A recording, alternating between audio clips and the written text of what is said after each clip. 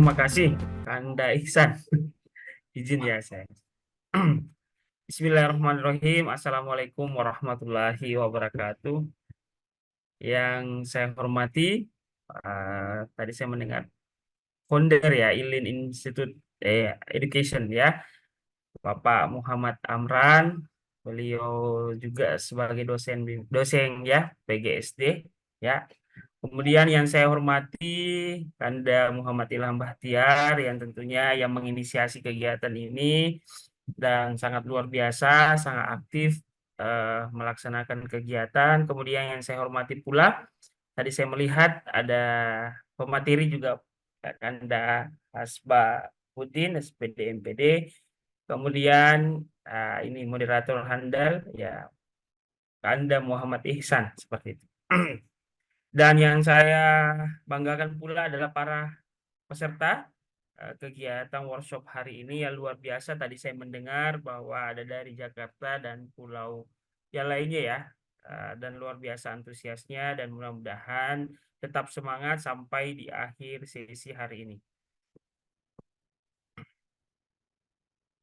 Oke. Eh, Bapak Ibu peserta izin jadi sesuai dengan rondom acara dari panitia, saya mendapat materi lebih kepada konsep mengenai bagaimana asesmen diagnostik kognitif dan non kognitif. Nah, ini ada guru mata pelajaran, coba bisa di kolom chat atau semua guru BK.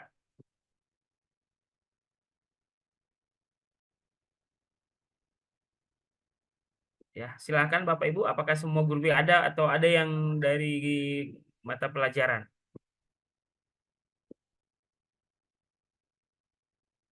Oke, kami guru mata pelajaran, Pak. Oke. Oke, berarti ada guru BK, ada guru mata pelajaran. Oke. Nah, Bapak Ibu izin saya memulai ya, Bapak Ibu. Jadi berbicara mengenai asesmen, baik yang sifatnya diagnostik kognitif maupun non kognitif, ini menjadi salah satu tema atau topik yang sebenarnya Bapak Ibu dalam keseharian sebelum ada kurikulum Merdeka secara implementasi saya rasa ini selalu dilaksanakan. Istilah ini muncul ketika adanya kebijakan kurikulum Merdeka atau Kurmar. Sehingga perlu ada penyesuaian, perlu ada apa namanya titik ya, titik bagaimana kita melihat proses ataupun program ataupun kegiatan yang kita lakukan selama ini yang sebenarnya ini termasuk kategori asesmen diagnostik baik yang sifatnya kognitif maupun non kognitif. Saya coba.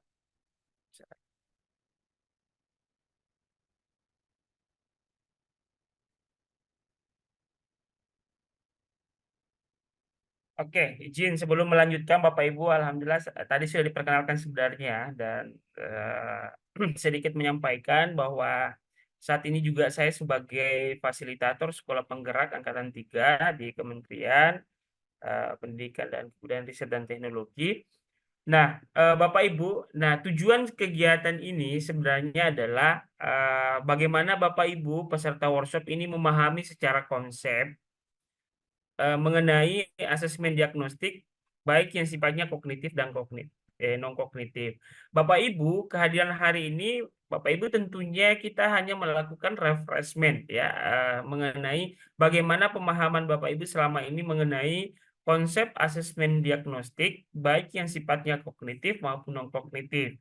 Nah, saya lihat di random acara ini sangat kompleks ya, komplit ya. Yang pertama materi saya terkait dengan bagaimana konsep dia asesmen diagnostik kognitif maupun non kognitif. Kemudian di pemateri selanjutnya lebih kepada bagaimana menyusun ya asesmen diagnostik non kognitif dan pemateri terakhir adalah bagaimana mengimplementasikan ataupun memanfaatkan aplikasi asesmen diagnostik non kognitif dan secara bagus karena lalu menyusun sampai dengan memanfaatkan aplikasi yang bisa kita gunakan dalam menyusun ataupun melakukan asesmen diagnostik kognitif maupun non kognitif. Nah, Bapak Ibu sekedar menyampaikan ya sebelum saya beranjak membahas mengenai konsep asesmen secara detail dari konsepnya, ya kita perlu memahami bagi guru BK mungkin juga ini bahan untuk guru mata pelajaran bahwa masih banyak di sekolah atau pada umumnya sekolah yang masih mempersepsikan salah mengenai guru BK. Salah satunya adalah fakta bimbingan konseling di sekolah itu adalah guru BK itu adalah bukan mata pelajaran. Jadi ini masih banyak menganggap bahwa BK sebenarnya ini perlu ada jam khusus di kelas. Sehingga memang kalau dikatakan kenapa harus ada jam khusus masuk di kelas, karena memang kita bisa masuk kelas dengan memberikan layanan yang sifatnya bimbingan klasikal seperti itu. Nah, guru BK juga melakukan asesmen kebutuhan yang biasanya dilakukan oleh guru mata pelajaran. Jadi juga ada istilah penggunaan kata ke klien, kata konseling. Nah, kemudian juga ya layanan BK untuk semua. Jadi perlu dipahami bahwa BK itu bukan hanya melayani siswa yang bermasalah, tapi secara umum, baik yang bermasalah maupun yang tidak bermasalah. Nah, dalam BK juga itu kita punya capaian layanan. Ya, kalau dalam mata pelajaran itu capaian pembelajaran, kita juga punya capaian layanan. Jadi mudah-mudahan ini menjadi informasi bagi guru mata pelajaran yang hadir hari ini secara daring di workshop ini bahwa memang kehadiran guru BK di sekolah itu sangat penting dan memang guru mata pelajaran maupun personel lain butuh kolaborasi antara guru BK dan guru yang lainnya seperti itu. Nah, secara umum ya, kita perlu memahami apa sih sebenarnya konsep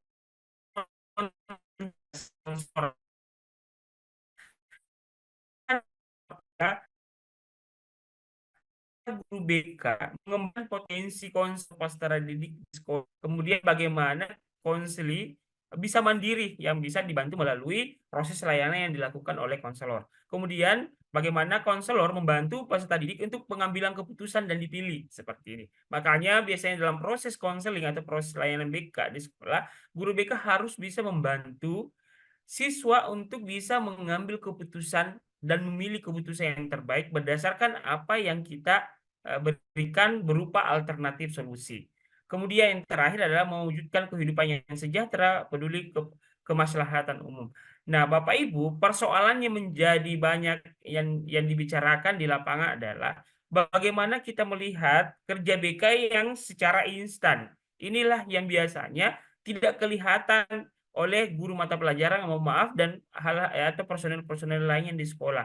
Karena kerja BK itu tidak secara insidental ataupun secara langsung itu berubah karena wilayah kita lebih kepada bagaimana pengembangan potensinya, pengubahan perilakunya, bagaimana kemandirian individu. Jadi perubahan itu jangka panjang sehingga mungkin sebagian, mohon maaf, di sekolah menganggap bahwa BK itu tidak ada kerjanya, istilahnya tidak ada pekerjaan, ya hanya seperti ini, seperti ini, seperti ini. Padahal kerja guru BK itu sangat bagus, sangat kompleks. Bagaimana nanti siswa ke depan, karena lebih kepada bagaimana mengembangkan potensi, memandirikan sampai mewujudkan kehidupan yang kesejahteraan. Nah, bagaimana peran guru BK dalam kurikulum Merdeka? Jadi tentunya ini yang jadi pertanyaan. Pada saat launching kurikulum Kurmer, ya semua bidang studi termasuk BK ini mempertanyakan BK itu dalam kurikulum Merdeka belajar itu di mana posisinya? Seperti itu. Nah, sehingga dari berbagai workshop, dari berbagai seminar dan sebagainya, dan tentunya profesi, organisasi profesi juga melakukan berbagai upaya untuk bisa menjawab semua pertanyaan-pertanyaan guru terkait dengan kurikulum Merdeka.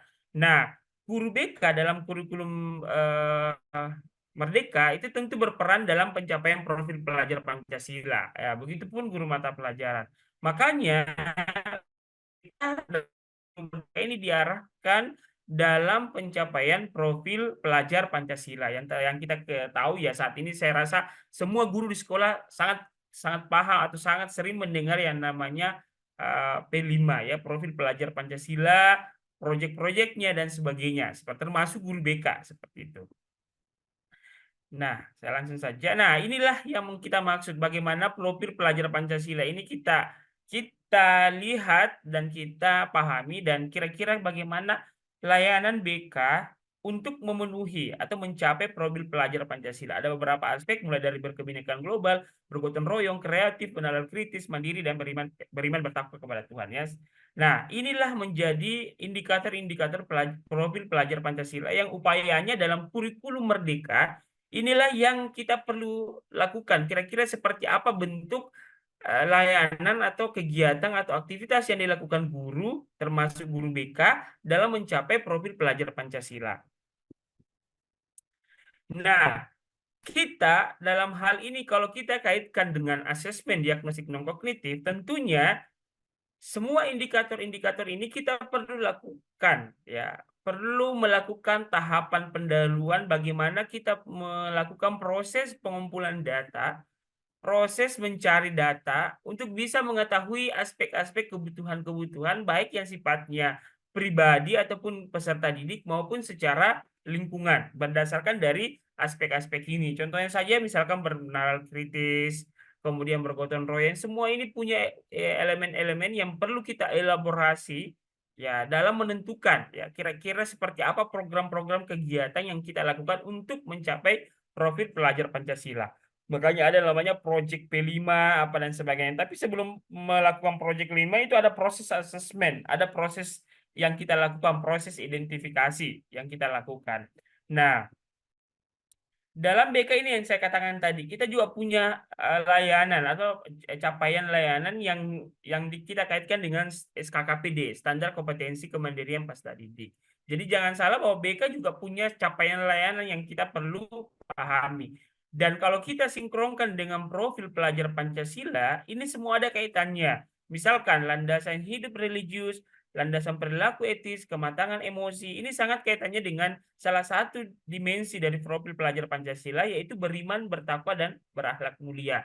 Sampai dengan kematangan hubungan dengan teman sebaya, itu berkebinekaan global. Jadi BK dalam kurikulum Merdeka itu sangat berperan penting karena semua elemen atau dimensi profil Pancasila sangat kaitan erat dengan bagaimana capaian layanan atau standar kompetensi kemandirian peserta didik yang menjadi rujukan guru BK dalam menyusun program atau melakukan atau melaksanakan layanan BK di sekolah seperti itu.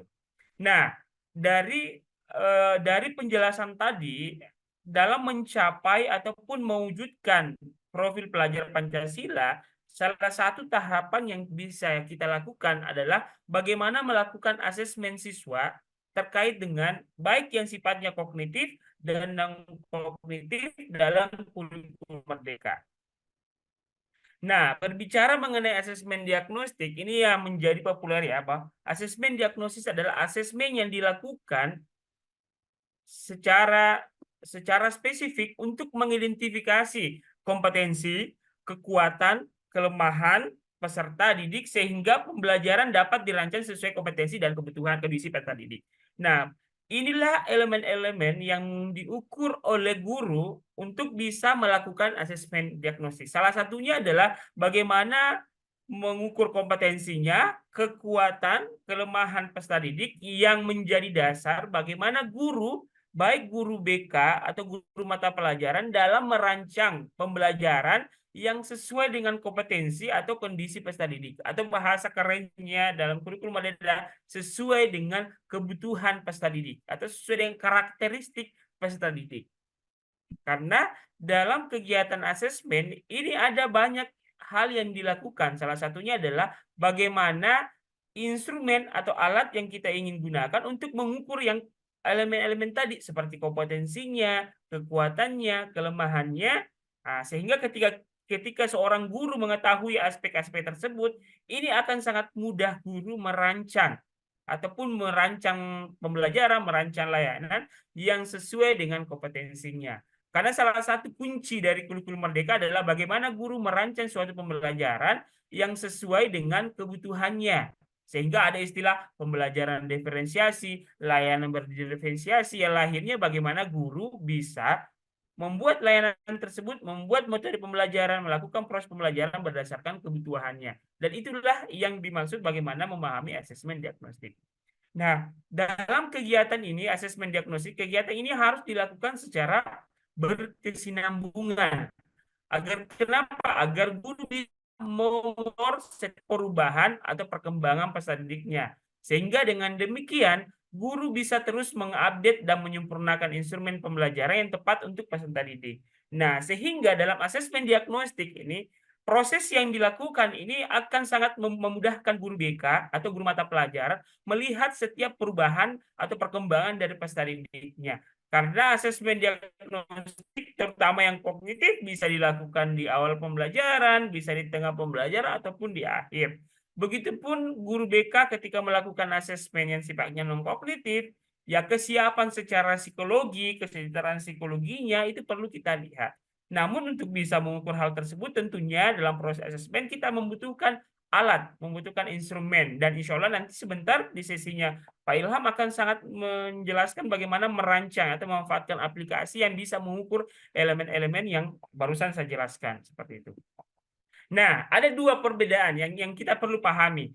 Tadi sudah MC mengatakan adalah asesmen diagnostik kognitif dalam kurikulum Merdeka dan asesmen diagnostik non kognitif dalam layanan bimbingan dan konseling. Ya, ini ada dua perbedaan. Tentunya kalau kita menganalisis kalimat tadi dari MC bahwa ternyata asesmen diagnostik kognitif itu sangat erat dilakukan oleh guru mata pelajaran seperti itu ya, guru pada umumnya guru seperti itu. Kemudian asesmen diagnostik non kognitif sangat erat dilakukan oleh guru BK.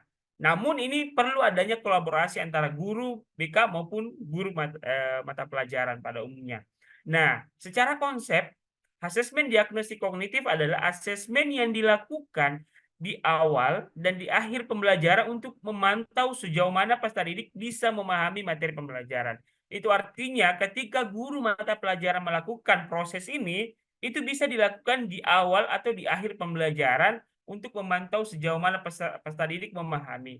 Nah, dalam melakukan proses asesmen di awal dan di akhir, tentunya yang menjadi pertanyaan adalah apa yang digunakan untuk melakukan asesmen. Ya, tentunya menggunakan instrumen seperti apa yang digunakan yang perlu kita pahami untuk satu hari ini.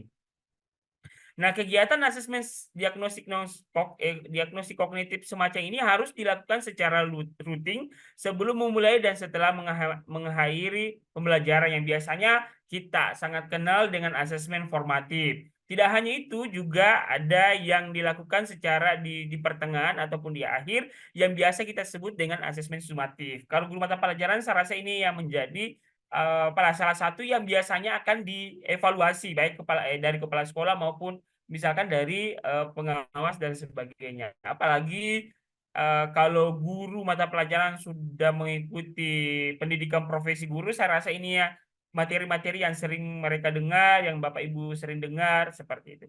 Sehingga dalam proses pembelajaran yang kita lakukan, kita sangat bisa mengenal bagaimana kondisi siswa, bagaimana situasi pembelajaran yang kita lakukan ketika asesmen diagnostik kognitif itu dilakukan. Tapi yang menjadi pertanyaan adalah bagaimana seorang guru bisa menyusun instrumen tersebut, kemudian pada prosesnya dilakukan, dan terakhir adalah melakukan interpretasi atau memaknai data. Itulah yang biasanya menjadi tantangan, yaitu memaknai data yang kita sudah lakukan proses asesmen, baik yang dilakukan di awal, di akhir, maupun di pertengahan. Nah, selanjutnya, asesmen diagnostik non kognitif ya. Nah, ini yang tadi MC katakan bahwa dalam bimbingan dan konseling. Apa sih itu asesmen diagnostik non kognitif? Adalah asesmen yang dilakukan untuk mengetahui kondisi psikologi ya, emosi dan sosial peserta didik. Nah, asesmen ini lebih mengarah pada bagaimana kondisi personal peserta didik. Tentunya dengan memahami betul bahwa kondisi personal peserta didik akan mempengaruhi bagaimana pencapaian di sekolah. Nah, tentunya Bapak Ibu di dalam kelas itu memiliki banyak siswa tentunya. Dan siswa ini unik. Tidak ada manusia yang sama, atau tidak ada peserta yang sama. Secara karakteristik itu pun juga berbeda. Dalam menerima pembelajaran, sebelum dan proses dan setelah, ya, setiap orang memiliki tingkat motivasinya, tingkat kenyamanannya, dan lainnya. Sehingga aspek-aspek secara psikologis, secara emosi, secara sosial itu juga perlu kita ukur, perlu kita ketahui. Karena kenapa? Ketika kondisi psikologinya, emosinya, sosialnya baik, ini sangat mempengaruhi bagaimana keberhasilan guru mata pelajaran dalam proses pembelajaran, terutama bagaimana memahami materi pembelajaran. Yakinlah Bapak Ibu, kalau kita secara pribadi merefleksikan kondisi ini, ketika kita tidak nyaman, ketika dia tidak bahagia, ketika dia yang berada di lingkungan sekolah ataupun dalam kelas, bagaimana apa namanya respon kita, bagaimana pembelajaran itu masuk ke kita, itu tidak akan bisa maksimal ketika kondisi-kondisi psikologi itu tidak merasa nyaman. Begitupun dalam keadaan siswa, pernah tidak kita mengukur bahwa bagaimana kabarnya hari ini, apakah bahagia, apa dan sebagainya. Karena orang yang datang ke sekolah itu memiliki motif-motif yang berbeda. Mungkin di rumahnya lagi dimarahi orang tuanya, mungkin di jalan lagi macet atau apa dan sebagainya.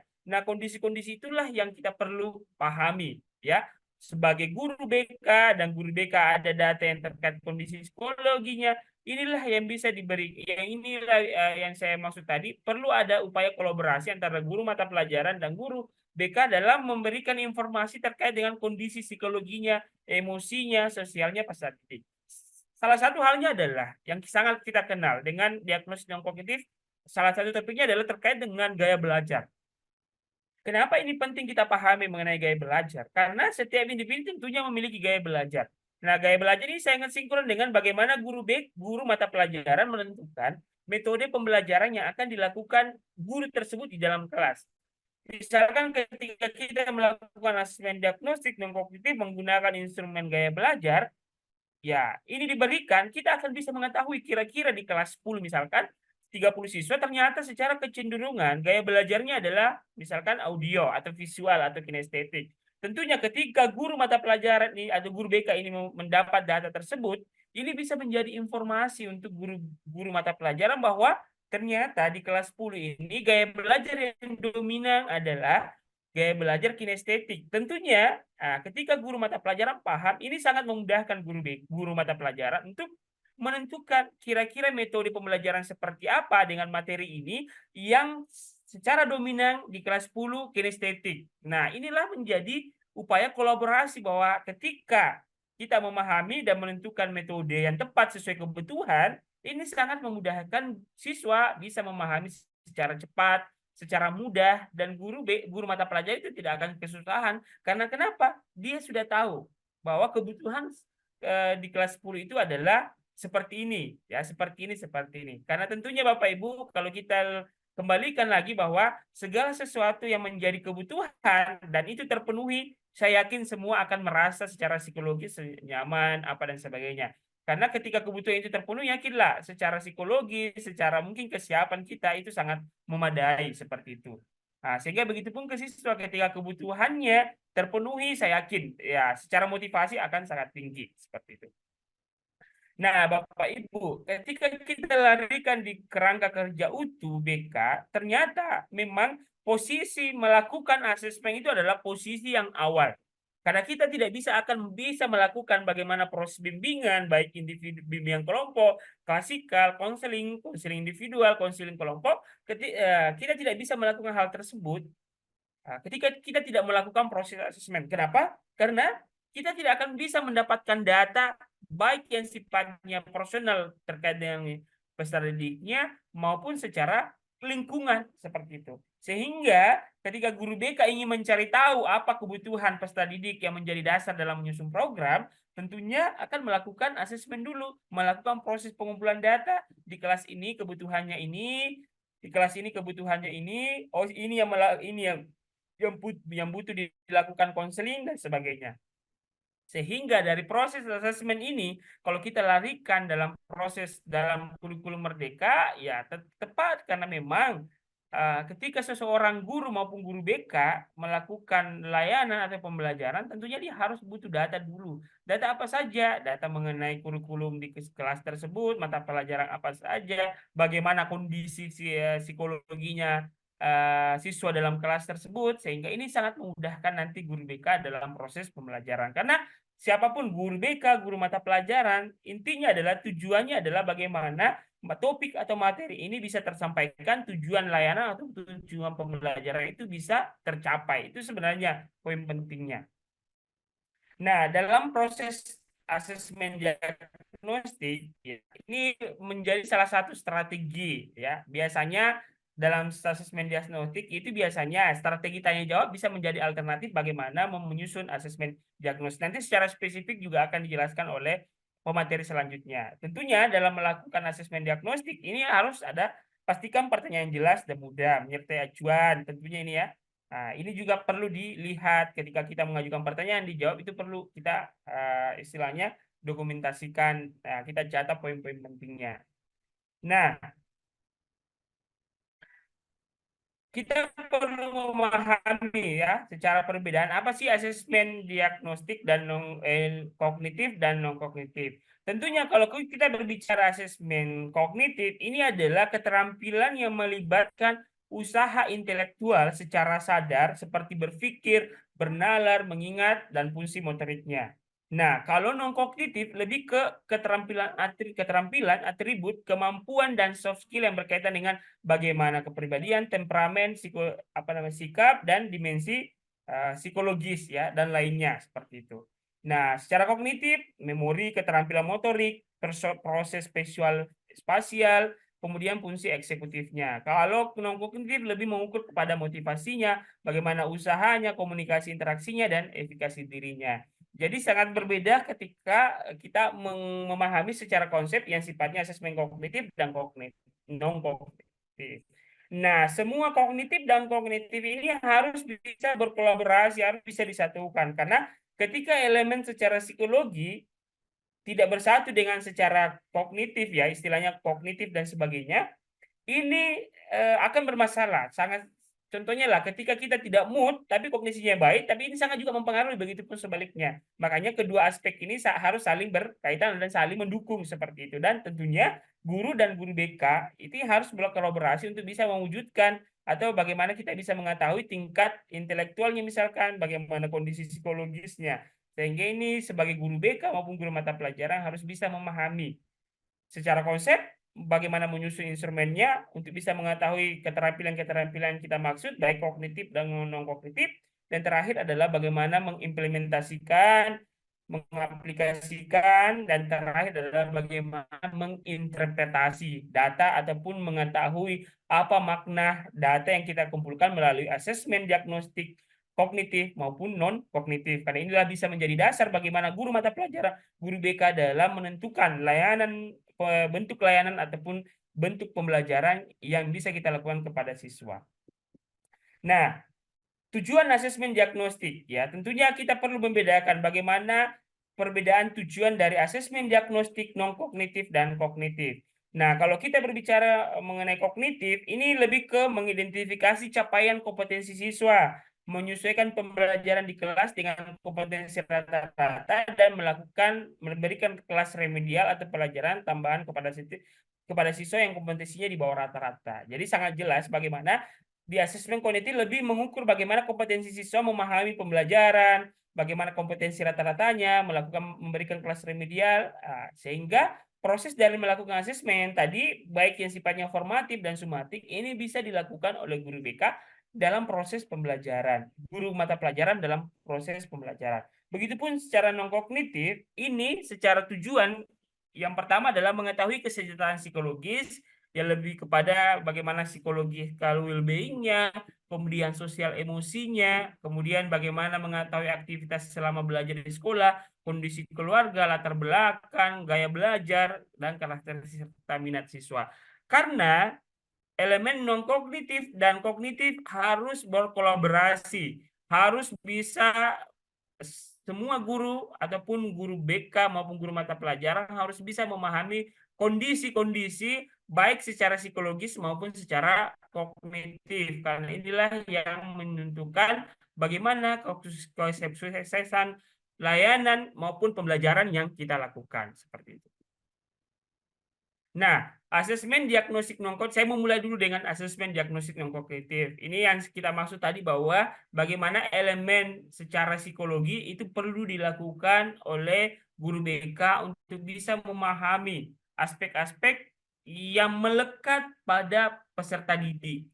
Dan itu kita perlu memahami, dan itu menjadi salah satu tupoksi kita sebagai guru BK, walaupun kegiatan ini tidak apa namanya, tidak serta-merta baru dilakukan ketika kurikulum merdeka ada. Ini proses yang sering kita lakukan dalam proses pemberian layanan BK. Dan sebelum kurikulum merdeka ini sangat sering dilakukan guru BK. Karena memang menjadi wilayah kita bagaimana memahami kondisi psikologisnya, baik potensinya, baik bagaimana siswa kita mendirikan dan sebagainya. Jadi dan saya rasa guru BK tidak asing lagi bagaimana melakukan hal-hal tersebut. Nah, ini yang tadi ya, bagaimana tujuannya.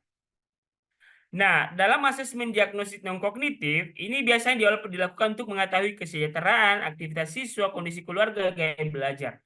Nah, kondisi-kondisi ini guru mata pelajaran itu perlu bisa mendapat informasi dari guru BK untuk bisa mengetahui bagaimana kondisi kesejahteraan psikologisnya, bagaimana selama di rumah, kondisi keluarga, gaya belajarnya dan sebagainya. Ini bisa juga sebenarnya dilakukan oleh guru mata pelajaran ketika memang betul-betul dia yang bersangkutan bisa melakukan. Tapi kalau memang tidak bisa, ya memang guru BK perlu bisa memberikan data yang ditemukan kepada guru-guru untuk bisa menjadi bahan untuk bisa menentukan metodenya. Seperti itu. Terutama adalah metode pembelajaran, ya. Terutama juga terkait aspek dengan gaya belajar. Karena saya rasa ini salah satu elemen penting bagaimana guru mata pelajaran menentukan metode pembelajaran di kelas. Nah, kalau secara tahapan nanti akan lebih spesifik dijelaskan oleh pemateri kedua bagaimana menyusun asesmen diagnosis kognitif maupun non kognitif. Intinya adalah ada tahap, tentunya ada tahap persiapan, ada pelaksanaan dan ada tindak lanjut. Nah, contoh di asesmen diagnosis non kognitif ya tentunya adalah ya dalam menentukan asesmen diagnosis non kognitif tentunya baik si kognitif maupun non kognitif tentunya ada banyak hal yang bisa kita lakukan. Dan yang menjadi pertanyaan adalah bagaimana bentuk instrumen yang kita gunakan untuk mengukur asesmen diagnostik baik kognitif dan non kognitif. Ya, kalau bahasa dari BK itu kita biasa gunakan dua, baik yang sifatnya asesmen teknik tes maupun non tes seperti itu ya. Kalau non tes saya rasa semua Bapak Ibu paham, wawancara, angket, observasi, daftar cek, sosiometri dan sebagainya. Kalau yang non, ya yang tes itu adalah lebih kepada bagaimana pemanfaatan tes-tes psikologi atau psikotes untuk bisa mengukur beberapa elemen seperti intelijensinya, bakatnya, minatnya, sikap maupun kepribadiannya seperti itu. Nah, sehingga ketika kita mau menggunakan instrumen tertentu untuk mengukur baik sifatnya kognitif dan non kognitif, ya mungkin paling simpel ya digunakan adalah pedoman wawancara atau kita melakukan proses observasi atau menyusun pedoman observasi. Nah, ini adalah contoh-contoh ya pertanyaan yang misalkan bisa kita jadikan rujukan ketika kita melakukan asesmen diagnostik. Nah, tentunya ketika strategi tanya jawab ataupun kita menggunakan wawancara, ya ini bisa menjadi acuan dalam melakukan asesmen diagnostik non kognitif. Misalkan saat menjawab pertanyaan, saat siswa bertanya itu dan saat siswa menjawab pertanyaan. Inilah yang menjadi elemen misalkan saat siswa menjawab pertanyaan, berikan penguatan, berikan pertanyaan lanjutan, mengambilkan fokus. Saat siswa bertanya langsung menjawab, membantu siswa. Kemudian saat siswa menjawab pertanyaan, mengarahkan kembali dan memparafrasikan pertanyaan dan menunggu. Dan ini menjadi salah satu contoh ya strategi ketika kita menggunakan salah satu instrumen yaitu pada wawancara. Nah, asesmen diagnostik dan tindak lanjutnya adalah bagaimana mengidentifikasi ekspresi emosi negatif dan ajak berdiskusi, menentukan tindak lanjutnya dan ulangi pelaksanaan. Nah, ini menjadi salah satu yang bisa kita lakukan. Ketika dalam proses melakukan asesmen diagnosis non kognitif, ya salah satu elemen yang bisa kita ukur adalah bagaimana mengukur ekspresi emosi negatif ataupun reaksi emosi yang diperlihatkan oleh konseling kita ataupun siswa kita. Ya, karena dalam mengukur itu perlu menjadi pengetahuan pemahaman baik kita sebagai guru mata pelajaran maupun guru BK.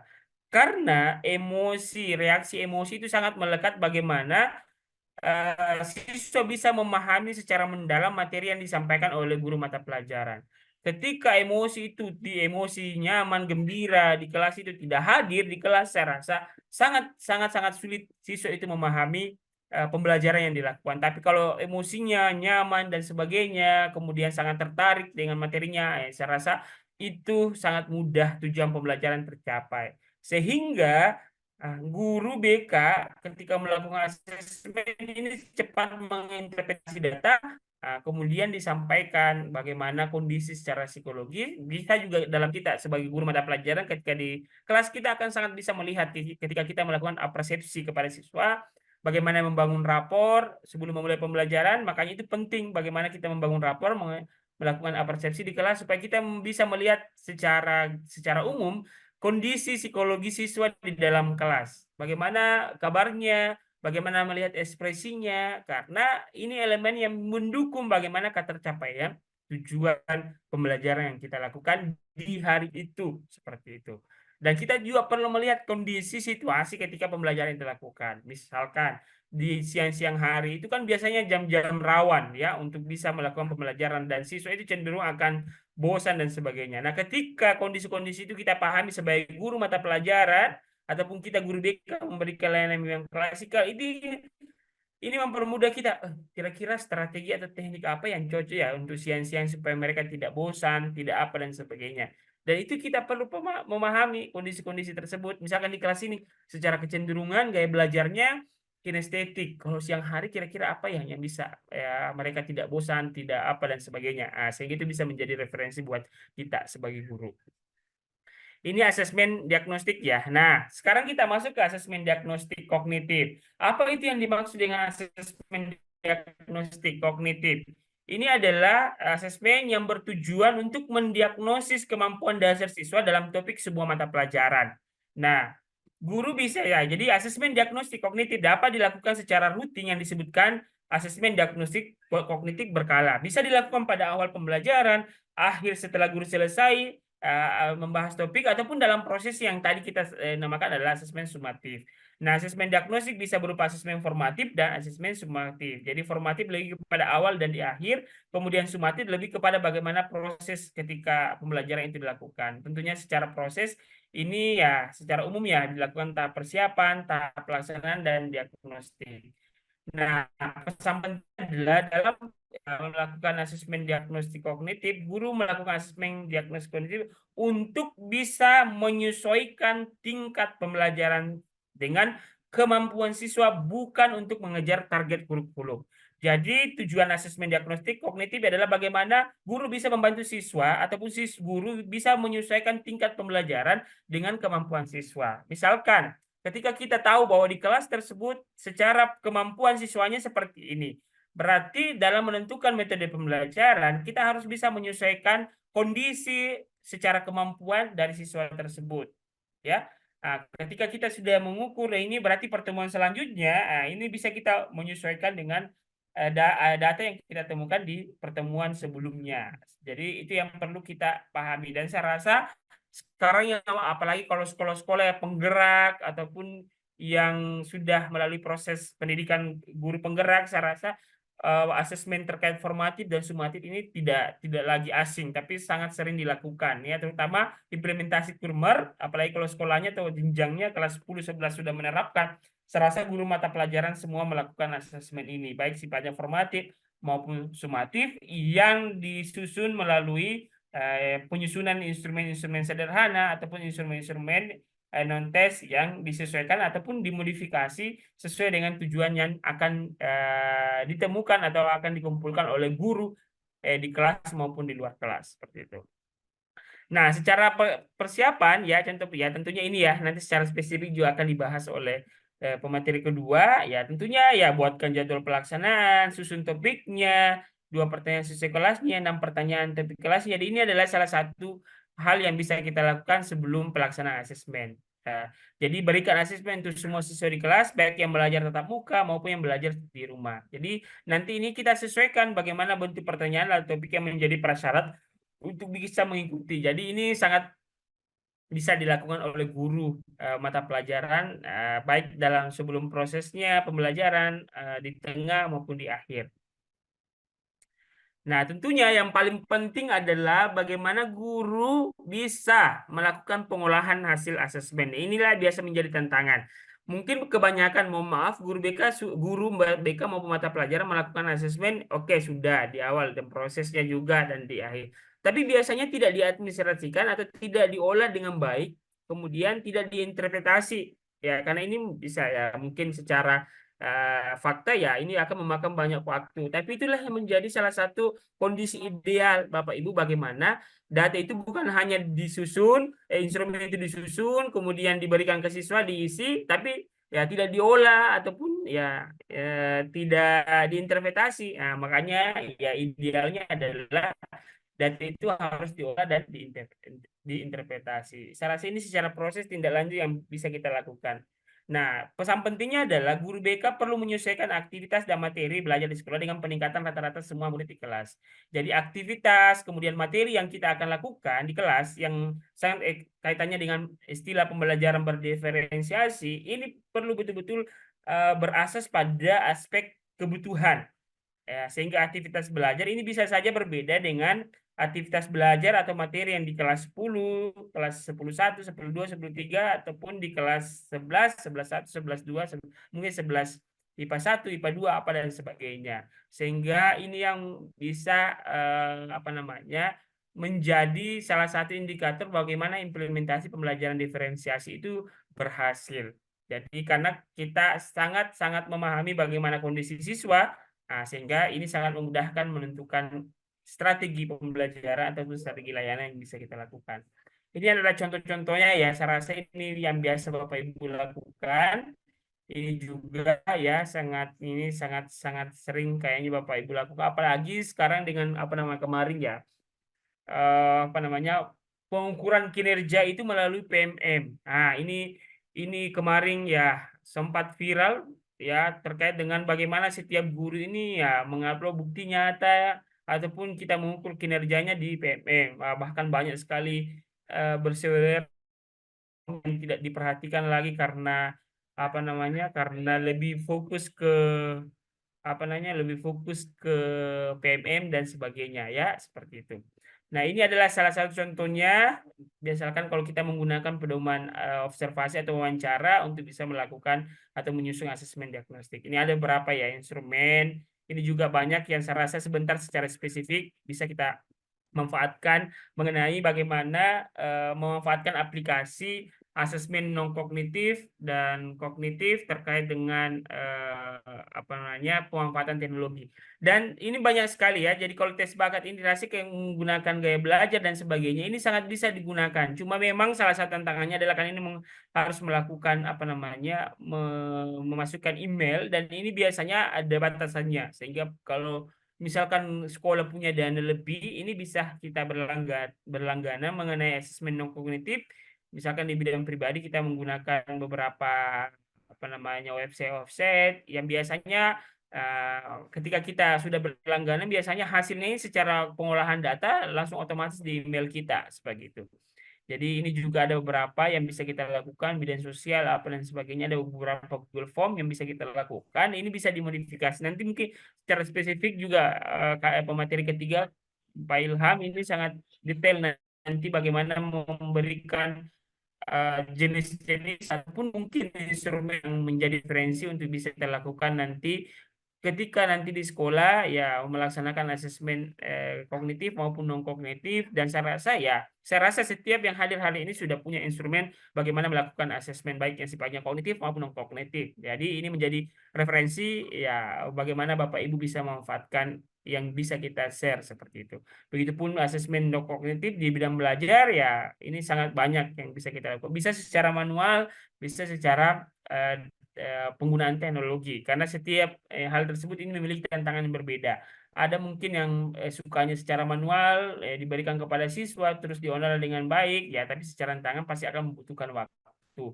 Secara daring ya bisa kita lakukan melalui Google Form atau apa dan sebagainya. Ini bisa menjadi referensi, mempermudah juga kita dalam proses olahan data dan itu terserah Bapak Ibu. Tapi dengan perkembangan teknologi saya rasa kita selalu mencari alternatif yang memudahkan, yang tidak membutuhkan waktu lama, dan itu bisa menjadi alternatif. Makanya Ya, materi hari ini sangat kompleks, mulai dari konsep, menyusunnya, sampai dengan memanfaatkan aplikasinya. Karena ya rasa-rasanya hampir semua guru ya sangat pasti memilih bagaimana aktivitas yang mempermudah untuk proses layanan maupun proses pelajarannya. Bidang karir juga ini sangat banyak yang bisa kita lakukan. Alternatif asesmen non kognitifnya, ini bisa jadi referensi untuk Bapak Ibu untuk bisa melakukan asesmen yang mungkin tidak lagi punya waktu untuk melakukan menyusun asesmennya, bisa menjadi alternatif. Cuma tantangannya adalah butuh akun Gmail dan butuh misalkan aktivasi untuk bisa berlangganan. Tapi kalau misalkan Bapak Ibu tidak mau, silahkan melihat instrumennya, mungkin bisa kita modifikasi sesuai dengan yang bisa kita lakukan yang tanpa mengeluarkan biaya atau dan sebagainya. Karena saya yakin ya kita tidak perlu istilahnya kesusahan misalkan tidak ada dana, tapi banyak alternatif lain yang bisa kita lakukan untuk bisa mengumpulkan data ya dan bisa melakukan asesmen baik yang sifatnya kognitif dan non kognitif. Bapak Ibu, ini saya berikan asesmen non kognitif karena memang ya secara ya umum ya bahwa yang hadir hari ini bukan secara ya mungkin lebih banyak ke guru BK, tapi ya pastinya kalau guru mata pelajaran saya rasa ini menjadi hal yang biasa yang dilakukan ya di awal pembelajaran, di tengah maupun di akhir pembelajaran seperti itu. Jadi ini banyak ya Bapak Ibu ya yang contoh-contohnya yang ya banyak yang menjadi referensi yang bisa kita berikan untuk anak didik kita. Cuma yang tadi saya sampaikan butuh login dan butuh apa namanya butuh aktivasi dan biasanya ya setelah ini biasanya butuh ya, ada biayanya untuk bisa berlangganan bagaimana melakukan ya. Tapi kalau memang terkendala hal tersebut bisa dilakukan secara manual, dan mungkin juga Pak Ilham sebentar akan banyak memberikan contoh ataupun ya aplikasi terkait dengan yang tidak berbayar ya mengenai asesmen diagnostik non kognitif. Oke, saya rasa itu yang bisa saya berikan terkait dengan konsep asesmen kognitif, baik kognitif maupun non kognitif. Dan selanjutnya saya kembalikan ke moderator. Baik, terima kasih atas materinya, Rekanda. Saya rasa menarik sekali ya Bapak Ibu, mengingat saya pun sebenarnya paradigma saya itu kalau guru BK itu dia seperti polisi di sekolah. Iya, ternyata tidak sesederhana itu ya. Baiklah. Ya, kita mohon izin share screen.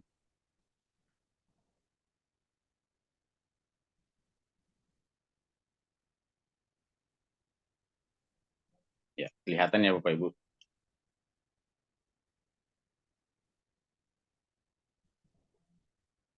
Oke, Bapak Ibu ya, sebelum kita lanjut di materi, terlebih dahulu yang saya hormati founder ILIN Institute, kemudian yang saya hormati Direktur. Kalau di sana jam 8 kan berarti di sini jam beda berapa jam? Ya. Kemudian yang saya hormati pula pemateri pertama tadi Bapak Ahmad Harum SPD MPD, kemudian yang saya hormati pula Bapak Moderator Bapak Muhammad Ihsan, serta Bapak Ibu yang saya banggakan peserta workshop hari ini yang sudah meluangkan waktu untuk bersama-sama berdiskusi hari ini terkait dengan asesmen diagnostik non kognitif dalam pembelajaran. Oke, baik Bapak Ibu, tadi sudah dijelaskan secara gamblang bagaimana terkait dengan asesmen diagnostik baik yang kognitif maupun non kognitif oleh Bapak pemateri pertama kita. Nah, untuk materi kedua ini saya lebih banyak membahas tentang asesmen non kognitif. Nah, seperti apa sebenarnya asesmen non kognitif ini? Itu adalah bertujuan untuk mendiagnosis kemampuan dasar siswa dan mengetahui kondisi awal siswa. Itu sebenarnya yang menjadi tujuan dari kognitif ini, asesmen non kognitif. Nah, di dalam asesmen diagnostik itu kan ada dua, sebagaimana yang tadi sudah dijelaskan pemateri pertama. Yang pertama ada asesmen kognitif dan ada asesmen non-kognitif. Nah, asesmen kognitif itu tujuannya adalah bagaimana guru mengidentifikasi capaian kompetensi siswa, kemudian menyesuaikan pembelajaran di kelas dengan kompetensi rata-rata siswa, kemudian memberikan kelas remedi atau pelajaran tambahan kepada siswa yang kompetensinya masih di bawah rata-rata atau di bawah KM yang sudah ditetapkan oleh sekolah. Nah, untuk non-kognitif itu sendiri, tujuan diagnostik mengetahui kesejahteraan psikologis dan sosial emosi siswa. Nah, ini bekal penting ya Bapak Ibu, bagaimana kita bisa memahami kondisi psikologis dan sosial emosional siswa. Makanya digunakanlah asesmen diagnostik ini, khususnya ini adalah yang kedua, mengetahui aktivitas belajar di rumah. Belajarnya di sekolah. Kemudian berikutnya adalah mengetahui kondisi keluarga siswa, kemudian mengetahui latar belakang siswa, dan yang terakhir adalah mengetahui gaya belajar, karakter, serta minat siswa. Nah, di sini saya kasih tebal dan besar karena mungkin lebih banyak kita berdiskusi sebentar terkait dengan gaya belajar serta minat siswa. Terlepas dari itu, sebentar juga kita lihat bagaimana contoh-contoh untuk mengetahui aktivitas belajarnya, mengetahui kondisi keluarga, dan latar belakang pergaulannya. Baik, Bapak Ibu. Berikut ini adalah tahapan-tahapan yang dilakukan dalam mengimplementasikan ya, mengaplikasikan asesmen non-kognitif. Yang pertama, dalam asesmen kognitif itu memuat tentang waktu, sasaran, tujuan, serta media apa yang digunakan. Nah, selanjutnya Bapak Ibu menyiapkan alat bantu berupa gambar-gambar yang mewakili emosi, atau biasa trennya sekarang itu emoji. Nah, di instrumen-instrumen itu disertakan gambar-gambar yang menarik atau gambar-gambar emoji untuk mewakili kondisi emosi siswa. Jadi tadi sudah dijelaskan oleh materi pertama bagaimana kondisi emosi positif siswa, bagaimana kondisi emosi negatif siswa, itu akan kemudian tertuang di dalam instrumen asesmen non-kognitif nantinya. Kemudian buat daftar pertanyaan kunci mengenai aktivitas siswa. Nah, di dalam asesmen non-kognitif itu memuat daftar-daftar pertanyaan kunci mengenai aktivitas siswa. Nah, itulah yang kemudian nanti ditanyakan kepada siswa ketika melakukan proses layanan, baik face-to-face maupun layanan kelompok, itu bisa digunakan. Nah, tentunya instrumen itu dibuat terlebih dahulu sebelum melakukan proses layanan. Nah, biasanya kalau khusus asesmen non-kognitif ini biasa dilaksanakan di awal semester atau awal tahun ajaran. Kemudian ini bisa dilakukan di ruangan tatap muka langsung, bisa menggunakan angket, kemudian menggambar, wawancara, dan lain sebagainya. Kemudian pelaksanaannya, guru meminta siswa mengekspresikan perasaannya selama belajar di rumah, serta menjelaskan aktivitas-aktivitasnya. Kemudian mengembangkan angket dan menjelaskan tata caranya.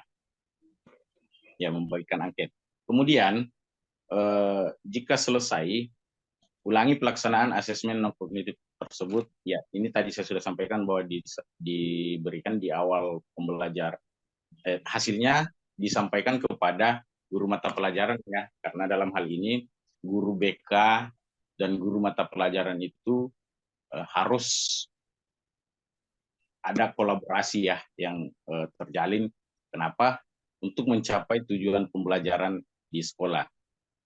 Karena tugas sebenarnya dari guru BK itu sendiri adalah bagaimana kemudian bisa memahami kondisi-kondisi permasalahan yang terjadi di sekolah terkait dengan siswa, sehingga kondisi psikologis tersebut, selain kondisi psikologis, bakat dan minat itu bisa dikomunikasikan kepada guru mata pelajaran terkait dengan siswanya, sehingga hasil asesmen non-kognitif ini bisa digunakan sebagai dasar bagi guru mata pelajaran untuk menyiapkan bahan ajar, seperti apa bahan ajar yang bisa digunakan, sehingga semua siswa bisa terwakili atau mudah memahami pelajaran yang akan diberikan. Nah, kenapa dalam hari ini kita banyak berdiskusi tentang gaya belajar? Karena dari hasil asesmen gaya belajar itulah guru BK dan guru mata pelajaran bisa saling mendiskusikan, dan guru BK juga bisa merekomendasikan seperti apa strategi-strategi pembelajaran yang digunakan, sehingga seluruh siswa yang ada di dalam kelas, dalam satu kelas itu yang terdiri dari gaya belajar yang berbeda-beda itu bisa terwakili semua. Ya, mungkin ada yang bisa menggunakan simulasi, kemudian menggunakan media, dan ada juga bisa dengan ceramah, sehingga proses atau tujuan pembelajaran itu bisa tercapai nantinya. Kemudian selanjutnya, identifikasi siswa dengan ekspresi emosi negatif dan ajak berdiskusi empat mata. Ini ketika menyusun mengisi asesmen non kognitif tersebut. Kemudian menentukan tindak lanjut dan mengkomunikasikan siswa dengan siswa serta orang tua. Nah, ini di asesmen non kognitif ini juga diharapkan guru BK bisa berkolaborasi dengan orang tua untuk bisa betul-betul memahami lebih jauh, lebih mendalam seperti apa hambatan-hambatan dan kondisi-kondisi yang bisa mempengaruhi hasil belajar siswa tersebut. Nah, setelah itu guru bisa melakukan evaluasi setelah mengimplementasikan, menemukan hasil asesmen itu. Guru melakukan evaluasi melalui meninjau kembali faktor-faktor pendukung dan faktor penghambat pelaksanaan asesmen tersebut. Baik. Nah, dalam proses belajar itu sendiri kan ada bisa pemahaman, kemudian pengetahuan itu bisa diserap melalui 7 hal-hal yang terkait ini. Yang pertama, melihat, kemudian menerima, mengelola, menyimpan, memanggil, menggunakan, dan pengaturan. Nah, 7 ini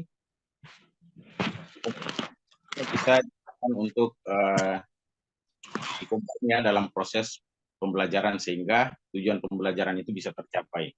Nah, di sini menyerap informasi adalah modalitas dan mengatur serta mengelola informasi.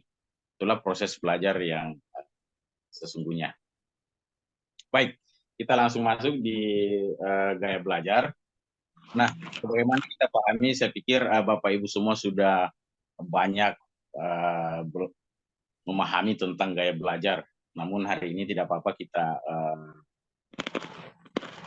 flashback kembali pemahaman itu terkait dengan gaya belajar. Nah, gaya belajar itu sendiri adalah bagaimana mengkombinasikan seseorang itu mampu menyerap, mengatur, dan mengelola informasi yang diterimanya. Nah, dalam gaya belajar itu kita kenal ada 3 gaya belajar. Yang pertama, gaya belajar visual, dan gaya belajar auditorial, dan gaya belajar kinestetik. Nah, gaya belajar visual itu sendiri adalah bagaimana kita bisa memahami sesuatu dalam hal proses belajar itu dengan cara melihat. Banyak mengandalkan penglihatan untuk lebih dominan ya, penglihatan untuk menyerap berbagai macam informasi dan pengetahuan. Artinya dengan cara melihat langsung itu orang individu lebih mudah memahami sesuatu atau pengetahuan itu, lebih gampang menyerap pengetahuan itu. Nah, kemudian jika yang dominan adalah gaya belajar auditorialnya, maka seorang individu itu lebih banyak mengandalkan pendengaran atau lebih banyak berdiskusi dan lain sebagainya, mendengar ceramah dan lain sebagainya. Kemudian yang ketiga adalah kinestetik, gaya belajar kinestetik. Nah, gaya belajar kinestetik ini adalah lebih banyak belajarnya itu suka ketika dia belajar sambil bergerak dan memegang, atau istilahnya lebih kepada mempraktekkan langsung. Nah, siswa atau individu yang memiliki gaya belajar kinestetik, maka dia lebih suka pada hal-hal yang sifatnya praktis.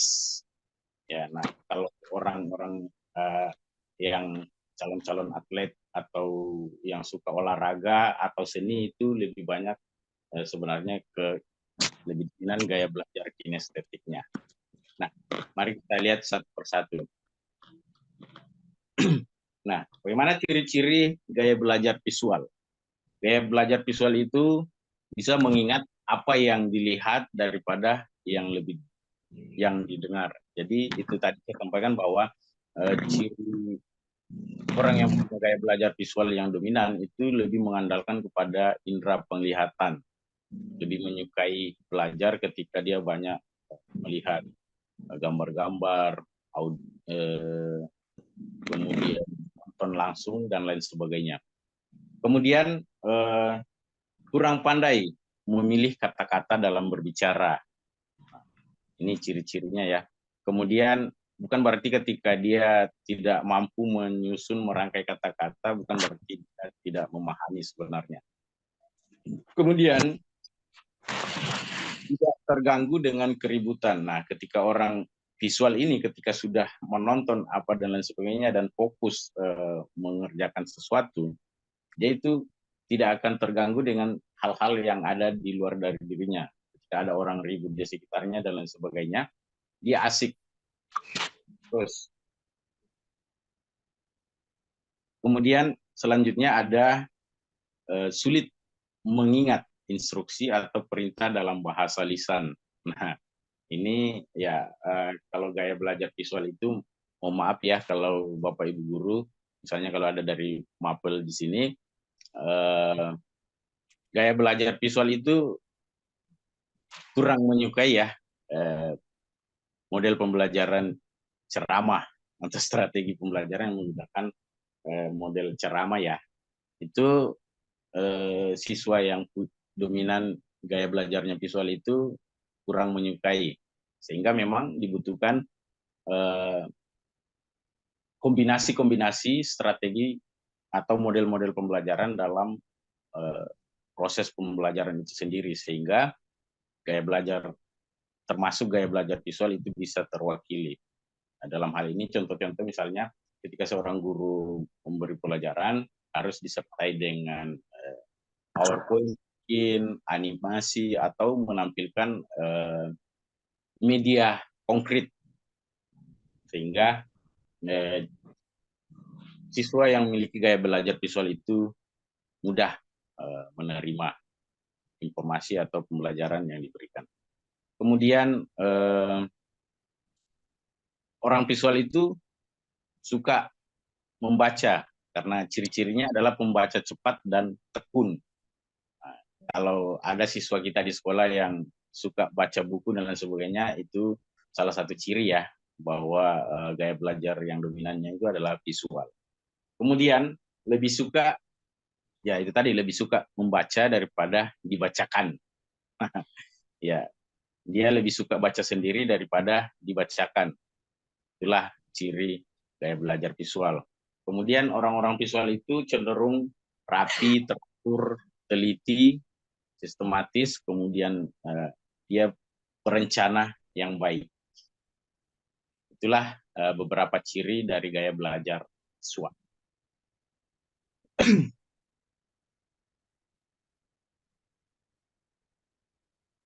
Oke, selanjutnya ciri belajar auditorial atau lebih dikenal dengan gaya belajar dengan cara mendengar. Jadi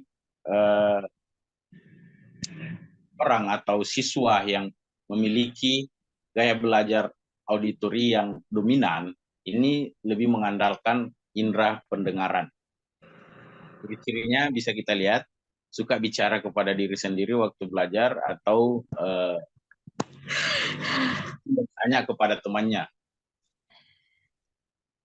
Meskipun sudah dijelaskan mungkin oleh gurunya, dia pasti akan bertanya lagi kepada temannya di sebelahnya ketika diberikan tugas. Kenapa? Karena memang dia sangat menyukai gaya belajar atau model belajar berdiskusi. Nah, biasanya ya kenapa misalnya disarankan kepada guru-guru mata pelajaran untuk mengcombine strategi pembelajaran, misalnya menggunakan diskusi kelompok, karena ya salah satunya ini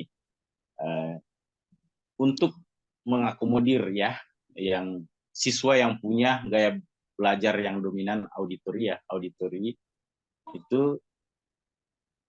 bisa memanfaatkan proses diskusi itu untuk menyerap lebih banyak dan lebih mudah memahami pelajaran yang diberikan. Nah, selanjutnya ciri-cirinya mudah terganggu oleh keributan waktu belajar. Nah, ini orang auditori itu sangat tidak bisa konsentrasi ya, tidak bisa fokus ketika ada orang ribut di dalam kelas. Nah, ini berbeda tadi dengan visual. Orang visual itu mau ribut apa dan lain sebagainya, orang bikin apa di sekitarnya, kalau dia sudah fokus, sudah dia tidak akan terganggu. Nah, kalau auditori itu malah sebaliknya. Nah, ini yang menjadi tantangan bagi guru, khususnya guru mapel ya, ketika hal-hal ini harus diakomodir dalam kelas. Nah, seorang guru BK juga itu ketika sudah mengidentifikasi hal seperti ini, ada memahami bahwa siswa A punya gaya belajar visual, siswa B memiliki gaya belajar auditori, itulah yang kemudian nanti disampaikan kepada guru mata pelajaran bahwa ada siswa ini memiliki gaya belajar yang dominan visual dan auditori, sehingga guru mata pelajaran nantinya bisa mengkombinasi berbagai model-model pembelajaran, strategi pembelajaran, dan menggunakan berbagai media yang bisa mengakomodir gaya belajar baik auditori maupun visual tadinya. Kemudian selanjutnya ciri yang ketiga untuk gaya belajar auditori itu mempunyai kesulitan menulis yang banyak tetapi hebat dalam bercerita. Nah, ini pasti Bapak Ibu ya, khususnya yang guru mata pelajaran yang hadir di sini, siswa yang punya gaya belajar auditori itu sangat susah untuk menulis. Ya, meskipun dia menulis, paling dia bikin coretan-coretan apa atau kata-kata kunci dan lain sebagainya. Tetapi ketika diberi kesempatan untuk berdiskusi dan berkomentar, pasti dia sangat jago. Itu. Nah, sehingga memang kita pahami terkait dengan bagaimana seorang siswa punya gaya belajar auditori. Kemudian ciri berikutnya adalah dapat mengingat dengan baik apa yang dipelajari dari diskusi daripada yang dilihat. Nah, ini ada pengalaman sendiri terkait dengan ini. Ciri yang keempat ini, mengingat apa yang dipelajari dari diskusi daripada apa yang dilihat. Saya ingat dulu ada kakak saya, kemudian ya dua orang itu kakak saya, kakak pertama dan kedua itu dia bersekolah ya, maksudnya hampir seumuran, ya begitu, karena orang tua waktu itu lahirnya sangat berdekatan sehingga masuk sekolah itu bersamaan. Nah, si kakak pertama ini dia punya gaya belajar ya, baru saya pahami akhir-akhir ini, gaya belajar visual yang susah untuk menghafal. Kemudian yang satu itu gaya belajar auditori yang kakak kedua. Nah, ketika kakak pertama saya ini menghafal perkalian katanya waktu itu dengan suara nyaring, si kakak kedua ini lebih senang mendengarkan si kakak pertama menghafalnya 1 kali 1 dan seterusnya. Nah, sehingga yang lebih duluan menghafal itu adalah kakak kedua saya dibanding kakak pertama. Kenapa? Karena ya itu tadi, dari situ saya berkesimpulan, oh iya ternyata kakak kedua saya ini adalah punya ciri gaya belajar auditori. Kemudian selanjutnya, ciri yang terakhir dari gaya belajar auditori ini sendiri adalah lebih suka menjelaskan dengan panjang lebar. Nah, ya Bapak Ibu bisa mengidentifikasi ya siswa-siswa di sekolah itu ketika ada siswa yang suka menjelaskan dengan panjang lebar cerita apa dan lain sebagainya, itu cenderung ya gaya belajarnya itu yang dominan adalah auditori.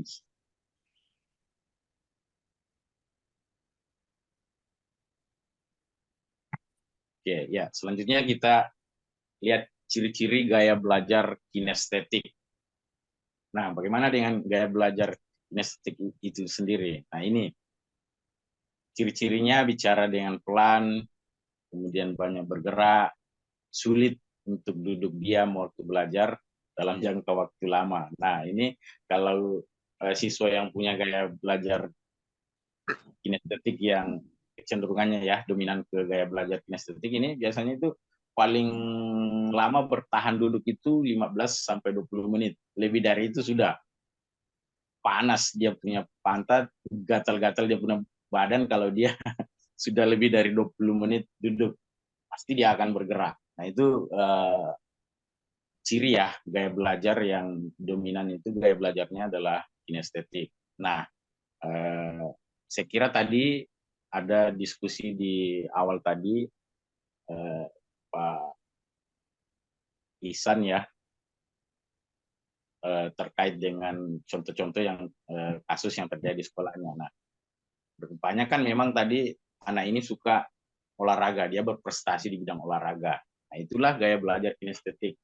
Ini yang perlu dipahami oleh guru BK bahwa bukan berarti karena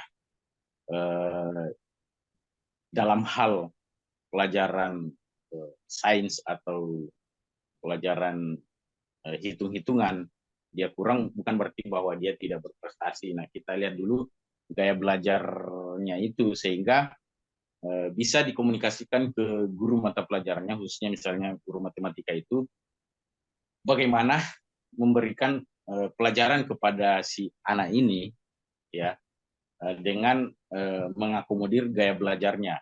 Misalnya memberikan pelajaran matematika itu bisa simulasi atau memperlihatkan langsung ya, memberi contoh langsung, melibatkan langsung kepada situasi yang ada pada saat itu. Contoh misalnya kalau SMA mungkin sudah agak ini ya ribet, tergantung dari guru mata pelajarannya bagaimana dia berinovasi untuk bisa mengakomodir gaya belajar kinestetik tadi. Nah, itu. Kemudian ciri lain dari gaya belajar kinestetik ketika bicara banyak menggunakan isyarat tubuh atau gerakan tubuh. Kemudian yang kelima, ciri gaya belajar kinestetik itu menggunakan jari sebagai penunjuk ketika sedang membaca dan seterusnya.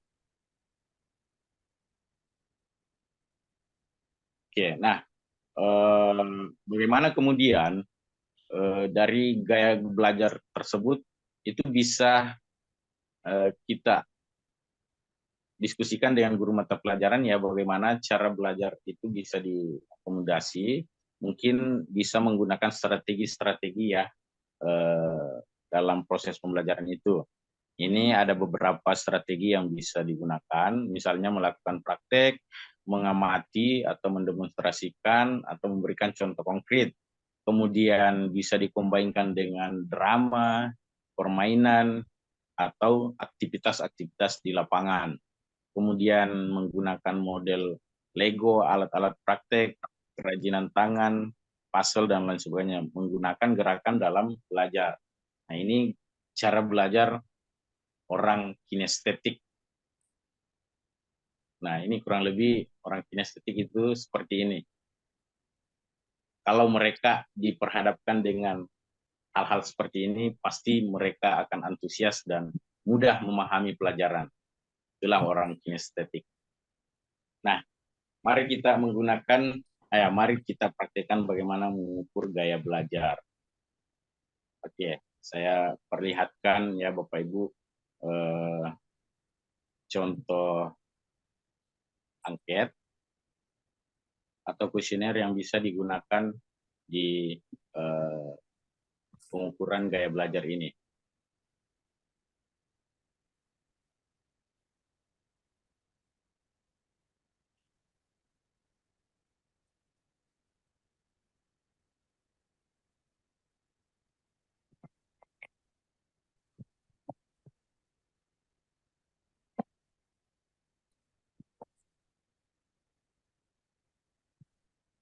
Iya, kelihatan ya Bapak Ibu ya. Nah, kurang lebih seperti ini rancangan instrumen ya, asesmen diagnostik non-kognitif yang bisa kita gunakan untuk mengidentifikasi gaya belajar peserta didik. Nah, ini contoh yang saya ambil dari ini yang disusun oleh Ibu Dina Marta Tiraswati ya. Dia adalah seorang pengawas dan pembina. Nah, ini ada di Google ya Bapak Ibu. Nah, ini SMK saya kira ini juga bisa digunakan oleh guru SMA, SMP pun bisa, tapi dimodifikasi instrumen-instrumen yang ada di dalamnya. Nah,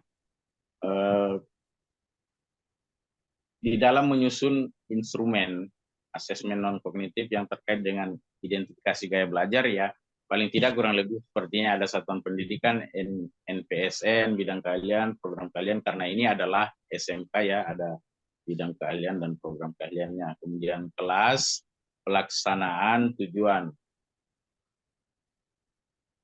Ya, pelaksanaannya sebelum memulai proses pembelajaran, mengetahui gaya belajar peserta didik. Nah, di sini ada tim penyusun. Kalau Bapak Ibu di sekolah ada 4 atau 5 guru BK, bisa ditulis ya. Ada pengarah, ketua, sekretaris, anggota, dan lain sebagainya. Oke. Masuk rancangan asesmen diagnostik ya, non-kognitif.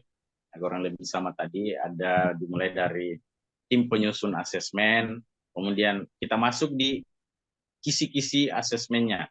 Nah, dalam kisi-kisi itu, dalam menyusun instrumen, terutama dengan gaya ini, buatkan terlebih dahulu kisi-kisi.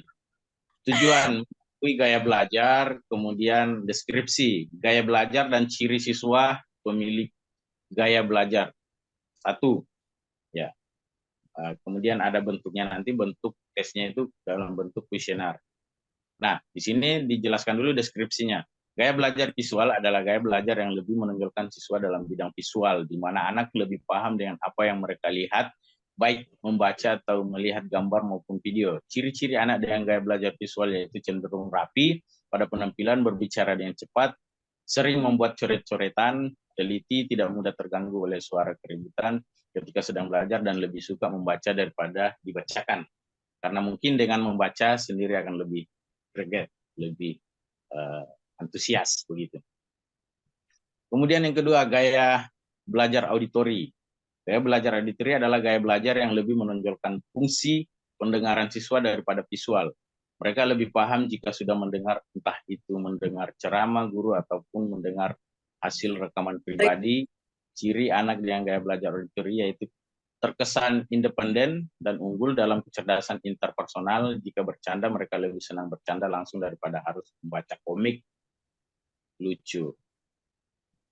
Yang ketiga, gaya belajar kinestetik. Kisi-kisinya ya kita lihat dulu pengertiannya. Gaya belajar kinestetik adalah gaya belajar yang memanfaatkan gerak tubuh. Siswa dengan tipe ini sangat tidak beruntung jika besar dalam lingkungan yang tidak dapat memahami mereka. Siswa kinestetik tidak akan menangkap informasi secara total jika harus dipaksa untuk duduk diam tanpa melakukan apapun. mereka cenderung menggerakkan ataupun memainkan apapun yang ada di dekatnya, bicara lebih lamban dari gaya belajar yang lain, dan sering ekspresif dan penuh gerak jika bicara atau berinteraksi.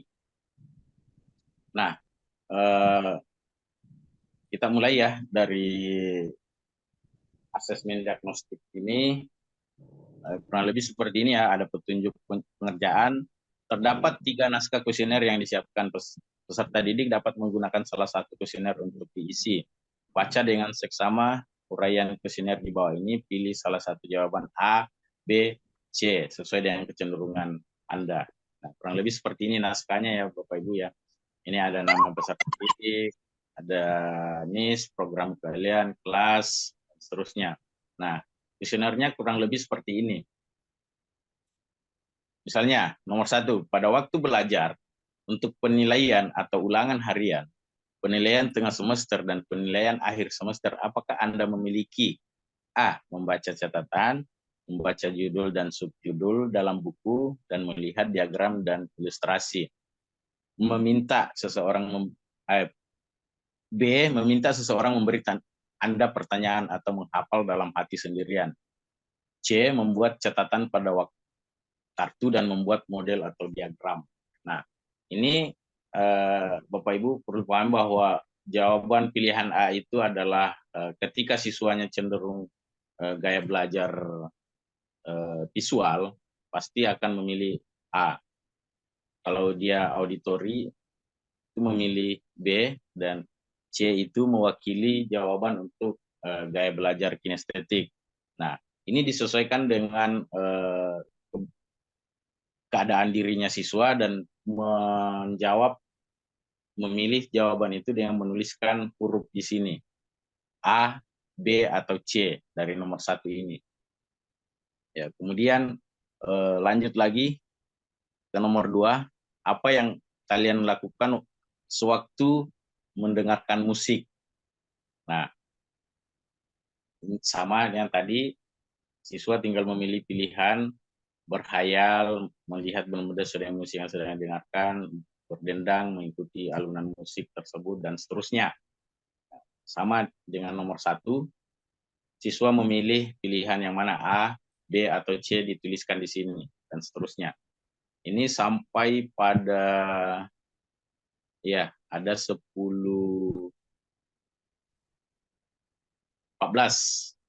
di kuesioner A ini. Kuesioner pertama ini ada 14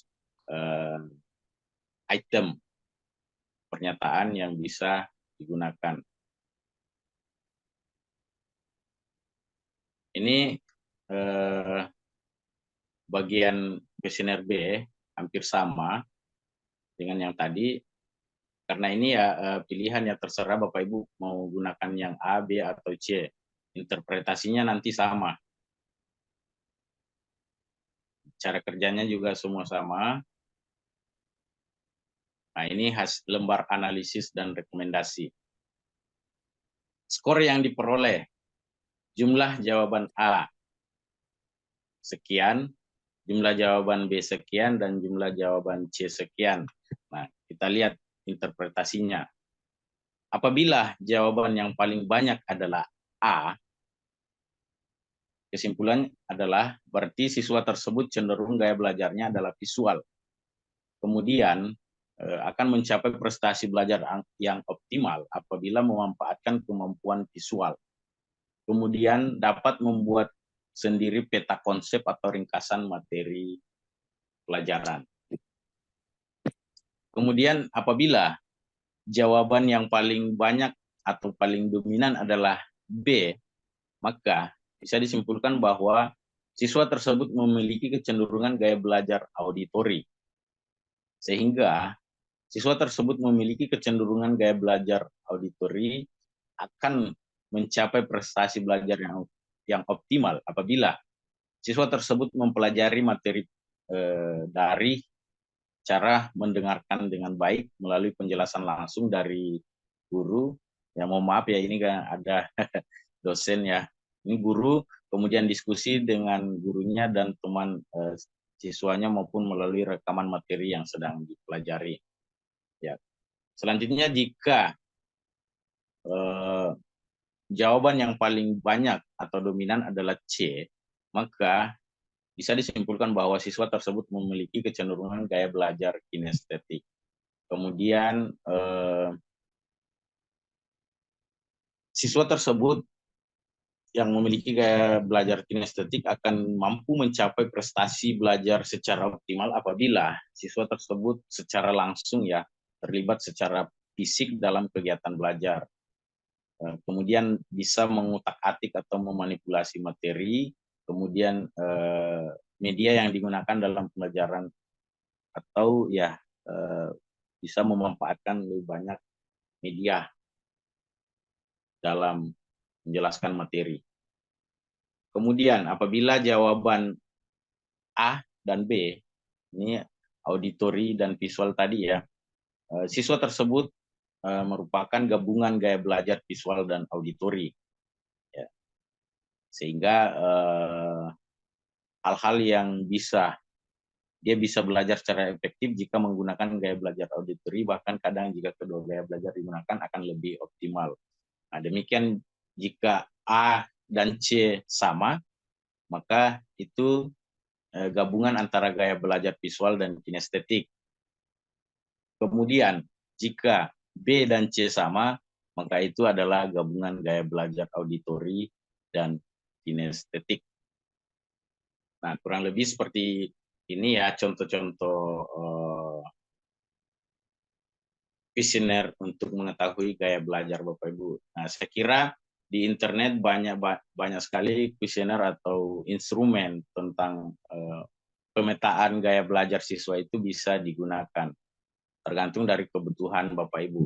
Yang terpenting sebenarnya adalah bagaimana kita mengaplikasikan kemudian mampu memahami analisis dan bisa membuat rekomendasi dari hasil gaya belajar tersebut, sehingga secara individu dalam satu kelas itu guru BK dan guru mata pelajaran bisa memahami dan bisa mengetahui satu persatu ya gaya belajar apa yang dominan dimiliki oleh siswanya.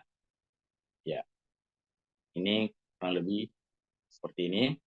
Ya, ini contoh bagaimana penggunaan asesmen kognitif untuk melakukan pemetaan terhadap gaya belajar peserta didik. Selanjutnya ada contoh-contoh lagi untuk instrumen asesmen non kognitif ini. Ini contoh ya yang saya ambil dari internet.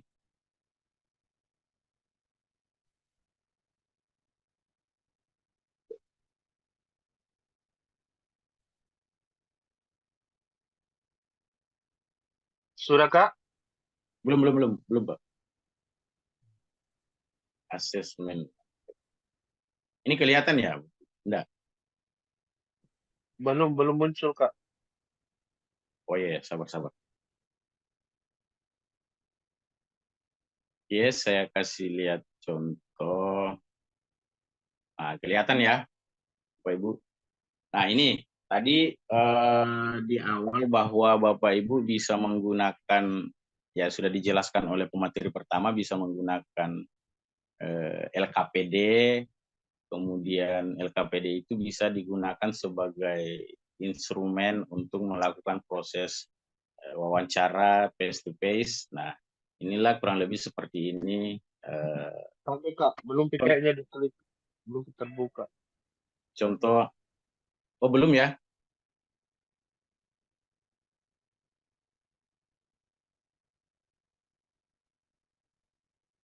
Sabar dulu.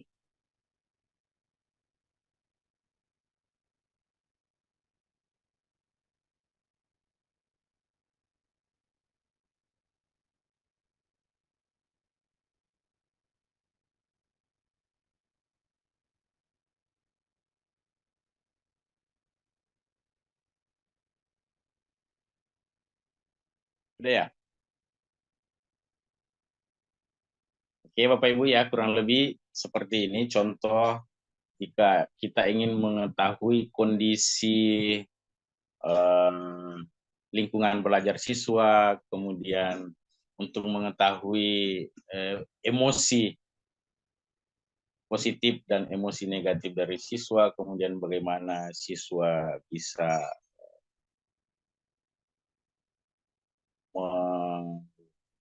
bagaimana kita bisa memahami seperti apa kesehariannya, kurang lebih seperti ini ya instrumen yang bisa digunakan. Dan ini Bapak Ibu contoh dari ya Google yang dibuat oleh orang yang saya download. Silakan Bapak Ibu nanti berkreasi seperti apa, tapi kurang lebih seperti ini isinya ya. Asesmen diagnostik non-kognitif merupakan asesmen yang guru untuk mengetahui kondisi psikologis, emosi, dan sosial anak. Nah, ini tadi memahami tingkat kesejahteraan emosi, mengetahui aktivitas belajarnya, memahami kondisi keluarga, latar belakang pergaulan, mengidentifikasi karakter, minat, serta gaya belajar. Nah, kurang lebih seperti ini. Ini Bapak Ibu semua bisa dibuat di Canva, bisa juga di Word langsung, tergantung dari inovasinya Bapak Ibu, kreativitasnya saja. Nah, di sini ya ini supaya lebih menarik ya bagi siswa-siswa ya, untuk Bapak Ibu guru BK bisa dibuat kurang lebih seperti ini. Ini adalah gambaran tentang diriku, nama lengkap, nama panggilan, umur ya, usia, kemudian ada memuat tentang anggota keluarga, pelajaran yang paling disukai, kemudian harapannya seperti apa, hal-hal yang paling disukai seperti apa, ada makanan, minuman, warna, hewan, hobi, dan lain sebagainya. Kemudian yang menemaniku belajar di rumah siapa, kemudian kegiatanku sepulang sekolah apa, cara belajar yang aku senangi seperti apa, hal yang tidak disukai apa-apa saja. Nah, ini untuk yang terakhir ini terkait dengan emosinya, hari ini aku rasa ya tinggal centang. Kalau dia sangat senang, tulis di situ alasannya kenapa merasa senang hari ini. Ini salah satu contoh, kemudian ya selanjutnya ada contoh-contoh lain lagi ya. Bisa Bapak Ibu ini, ada contoh lain yang bisa dilihat juga kurang lebih sama tadi. Ya ini lebih simple, tidak terlalu banyak gambar, tapi sangat menarik juga. Ini simple dan elegan kelihatannya. Semua tentang saya. Ini bisa mungkin di sini bagian tempat foto, kemudian nama lengkap, aku suka dipanggil, ya ini nama panggilan, umur, kemudian alamat, kemudian hari ulang tahunnya, tanggal lahirnya ya. Jadi kurang lebih seperti ini dimodifikasi ya Bapak Ibu, sehingga kelihatan lebih menarik bagi siswa untuk mengisi dibanding dengan hal-hal seperti biasa. Nah ini bisa Bapak Ibu gunakan sebagai lembar kerja bagi siswa untuk mengukur ya di diagnostik awal untuk asesmen non kognitif. Ini bisa pada saat memberikan instrumen ini sekaligus Bapak Ibu bisa melakukan proses wawancara situ sambil diskusi, siswa juga mengisi instrumen ini. Nah, lanjut ada warna kesukaanku, makanan kesukaanku, kemudian ya kurang lebih ada 5 aktivitas yang paling sering dia lakukan, kemudian tempat yang sering dikunjungi saat di rumah, hal-hal yang disukai di rumah, kemudian lanjut lagi hal yang tidak disukai, kemudian atau hal yang membuat merasa tidak nyaman di rumah, kemudian harapannya untuk tahun ini seperti apa. Nah, lanjut, hal yang membuatku merasa nyaman di kelas atau di sekolah, ya ini aktivitas yang disukai di sekolah, pelajaran apa yang paling disukai, hal yang paling tidak disukai ya, yang membuat tidak nyaman di sekolah. Hal yang sukai dari guruku, nah ini kalau mau mengidentifikasi lebih jauh, seperti apa hal-hal yang paling disukai dari gurunya, nah ini juga bagian dari diagnostik ya, bisa memahami keadaan sosial. Ini lebih ke hal-hal sosial ya, terkait dengan gurunya. Hal yang paling dia sukai tentang gurunya. Kemudian hal atau kejadian atau perkataan guru yang membuat tidak nyaman dan tidak disukai. Nah ini sebenarnya instrumen ini konsumsi untuk guru BK sendiri, namun hasilnya itu bisa nanti di analisis, kemudian dibuatkan kesimpulan, kemudian disampaikan ke guru mata pelajaran bahwa inilah hal-hal sebenarnya yang diinginkan oleh siswa terkait dengan guru dan lain sebagainya. Bukan berarti bahwa mau menjatuhkan guru lain dan lain sebagainya, tapi bagaimana kita bisa mengakomodasi keadaan emosi dan sosial siswa, terutama emosi negatif dan emosi positif dalam kaitannya dengan proses pembelajaran di sekolah. Nah, ini terakhir ada harapan untuk gurunya di tahun ini. Nah, ini bisa menjadi recommended untuk Bapak Ibu ya. Ini saya kira contoh untuk mewakili bagaimana kita melakukan asesmen ya, diagnostik non-kognitif terkait dengan memahami kondisi emosi dan sosial siswa, kemudian memahami lingkungan belajarnya dan memahami pergaulannya. Ya. Saya kira itu Bapak Ibu materi dari saya. Kita lanjut di proses diskusi. Saya kira itu Pak Ihsan. Sekian dari saya. Assalamualaikum warahmatullahi wabarakatuh.